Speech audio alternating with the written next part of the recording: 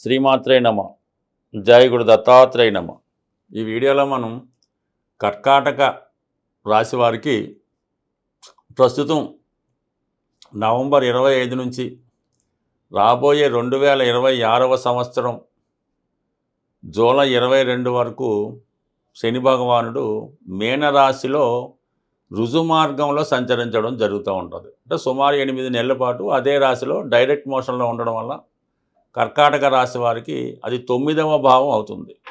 ఒక విధంగా ఇది జలతత్వ రాశులు అవటం వల్ల కొన్ని నాడీ శాస్త్ర ప్రకారం జలతత్వలో రాశిలో ఒక గ్రహం ఉంటే మిగతా జలతత్వ రాశుల్లో కూడా ఆ గ్రహం ఉండే ఫలితం ఇస్తూ ఉంటుంది అనమాట. అంటే శని భగవానుడు మరి మీనంలో ఉన్న మన కర్కాటకంలో ఉన్న ఫలితాలు ఇవ్వడం జరుగుతూ ఉంటుంది.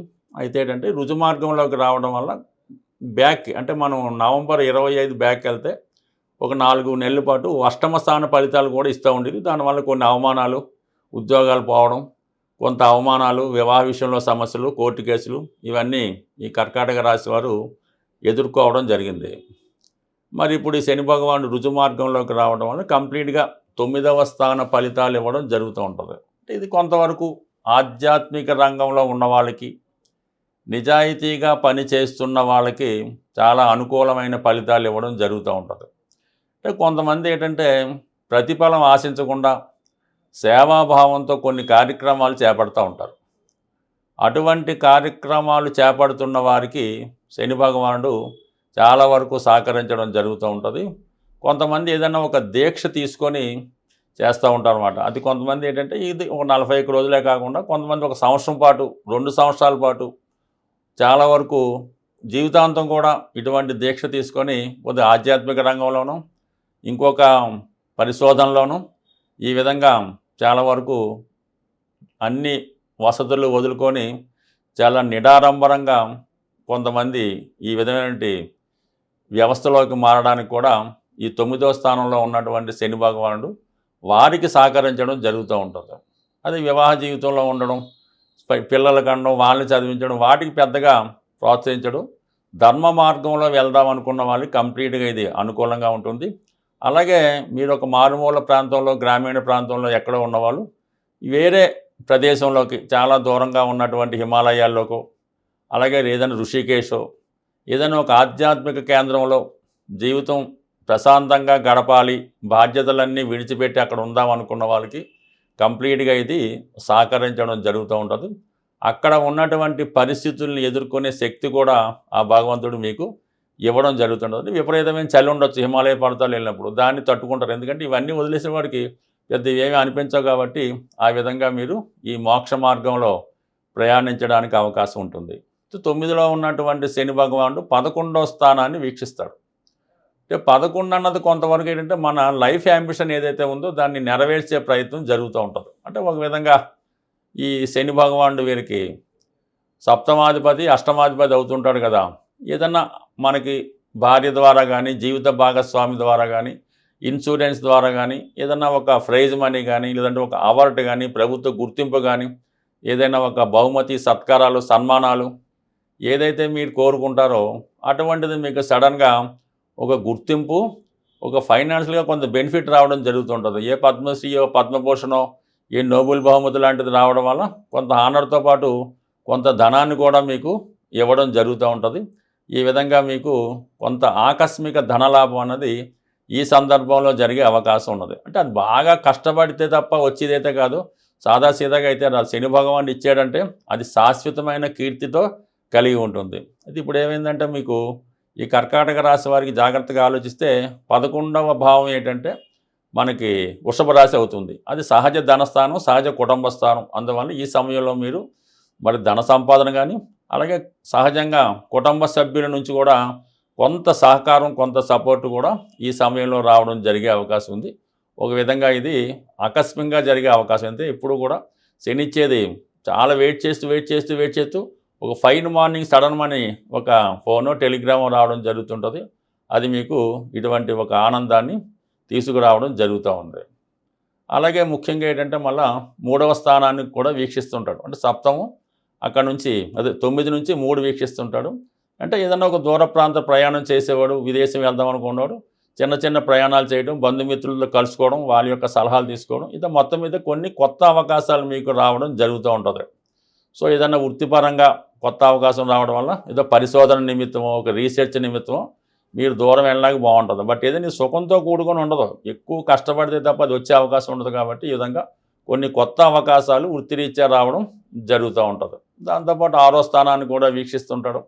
ఎందుకంటే 6వ స్థానం ధనుసు రాశి అవ్వటం వల్ల కొంతవరకు మరి ఏదైనా ఉద్యోగ ప్రయత్నాలు లాంటివి కూడా ఈ సమయంలో నెరవేరుతూ ఉంటాయి. సబార్డినేట్గా ఒకరి దగ్గర చేరి ఒక శిష్యర్కం చేసి వాళ్ళకి సేవ చేసి తద్వారా మీ ఆశయం చేరడానికి కొంతవరకు అవకాశం ఉంది. ఎందుకంటే మెయిన్ కాన్సెప్ట్ ఏంటంటే 9వ స్థానంలో ఉన్నాడు. ఇది ఆధ్యాత్మికత, ఏకాంతం ఇవన్నీ ఉంటాయి. దానికి సపోర్ట్ చేస్తేనే ఈ దృష్టి అంతా కూడా పనిచేస్తూ ఉంటుంది అన్నమాట. ఏదన్నా ఒక జీవితంలో ఒక వ్యక్తి మనసు ఏదైనా సాధించాలంటే దానికి ఇంచుమించు 12 భావాలు సహకరిస్తేనే వాడు ముందుకు వెళ్ళగలుగుతాడు.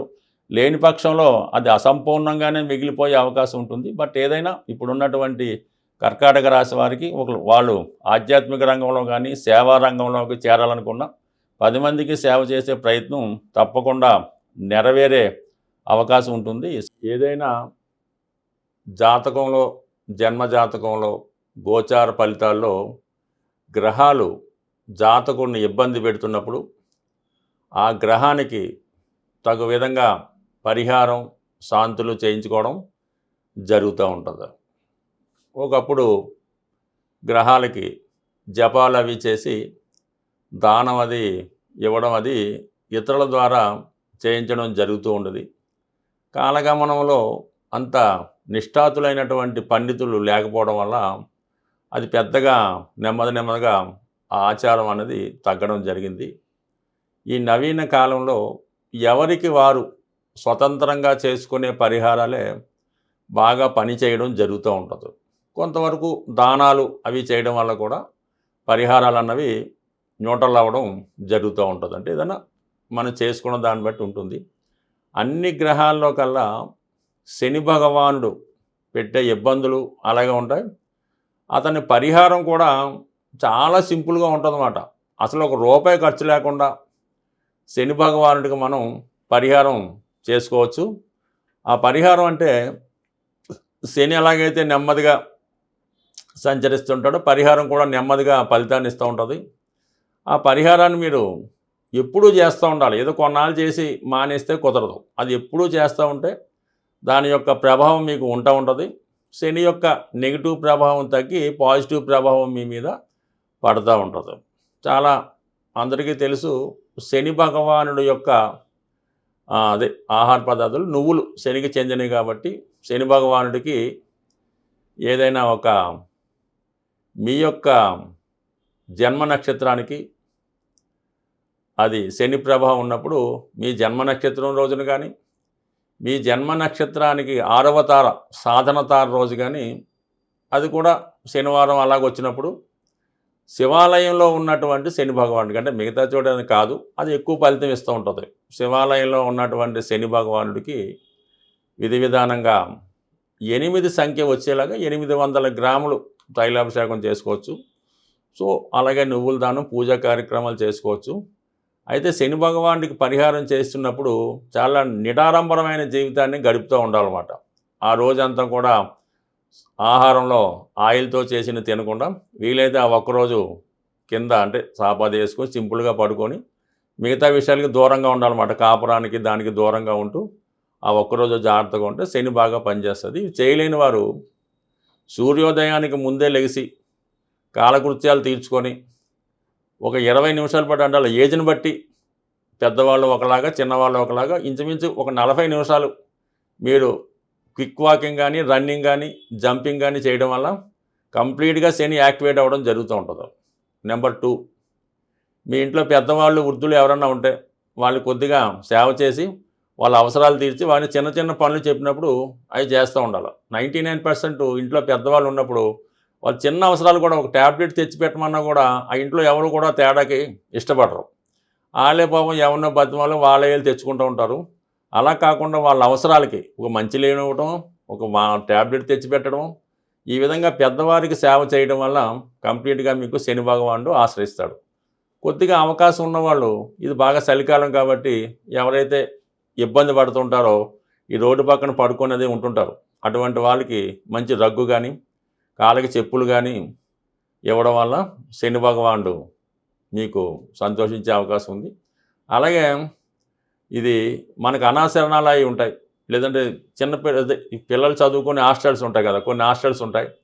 ఆ హాస్టల్లో పిల్లలకి ఏం చేస్తారంటే మీరు ఈ స్టీల్ ప్లేట్లు, వాళ్ళు భోజనం చేసే స్టీల్ ప్లేట్లు వాళ్ళు భోజనం చేసే సైజులో స్టీల్ ప్లేటు, ఒక స్టీల్ గ్లాసు, అలాగే ఒక స్టీల్ బౌలు సెట్ అంతా కలిపి ఒక 100-150 రూపాయలు రావచ్చు. అది మీ ఓపిక ఉంటే ఈ అనాథ శరణాలయాలు, వృద్ధాశ్రమాల్లో వాళ్ళకి ఈ స్టీల్ ప్లేట్లు డొనేట్ చేయడం వల్ల, వాళ్ళు అందులో భోజనం చేయడం వల్ల మీకు చాలా మంచి ఫలితం రావడం జరుగుతూ ఉంటుంది.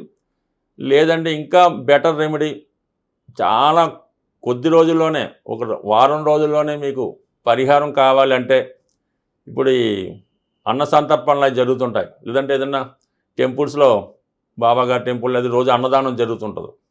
అక్కడ ఈ భోజనాలు చేసిన వెంటనే వాళ్ళ తాలూకా ప్లేట్లే కలెక్ట్ చేసి శుభ్రంగా వాటిని మీరు క్లీన్ చేయాలి. శుభ్రంగా క్లీన్ చేసి మళ్ళీ అవసరానికి అక్కడ పెట్టడం వల్ల, ఇంకోటి ఏంటంటే ఈ టెంపుల్స్ వాటి దగ్గర తిరణాలు జరిగేటప్పుడు ఈ చెప్పుల స్టాండ్ ఒకటి తీసుకొని, అంటే మీరు ఒక ప్లేస్ అయినా పెట్టుకోవచ్చు, వాళ్ళు నేను చెప్పుల స్టాండ్లోనే మీరు సేవ చేయవలసి ఉంటుంది. ఆ చెప్పులు పెట్టడం మళ్ళీ వచ్చిన వెంటనే ఇవ్వడం, అంటే డబ్బులు గడ్డ తీసుకోకుండా ఈ చెప్పుల స్టాండ్ దగ్గర సేవ చేయడం వల్ల, అంటే మనకి ఈ బాబా గారు ఉన్నప్పుడు, అంటే పుట్టపర్తి సత్యసాయిబాబా గారు ఉన్నప్పుడు వాళ్ళ వాలంటీర్లు ఈ చెప్పుల షాప్ దగ్గర ఉండడానికి పోటీ పడుతూ ఉండేవారు. ఎక్కడికి వెళ్ళినా కూడా వాళ్ళు ముందు ఉంటామనేవారు. ఎందుకంటే దాని ఫలితం అనేది మీకు చాలా ఎక్కువగా మీకు కనబడుతూ ఉంటుంది.